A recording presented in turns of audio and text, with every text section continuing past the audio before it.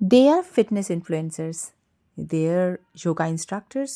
They don't feel pain. Is it true? Well, not in my case. আমি মনে করি যখনই আমরা কোনো ফিটনেস অ্যাক্টিভিটি করতে যাই, তখন কিন্তু ইনজুরি আমাদের ক্ষেত্রে খুবই কমন ব্যাপার। তার মানে এই না যে আমরা থেমে দাঁড়িয়ে যাব।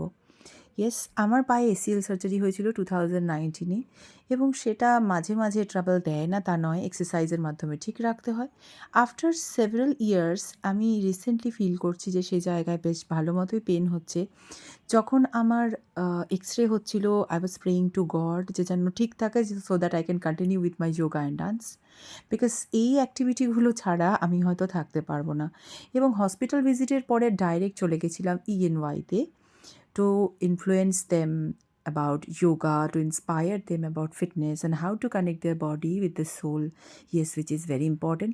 সেশনের কোনো ভিডিও আমার কাছে নেই because I was fully putting my 100% in it. But yes, it was a very good session and I loved every bit of it. Special thanks to Miss Neha Singh for selecting me and giving me this beautiful opportunity. Thanks a lot.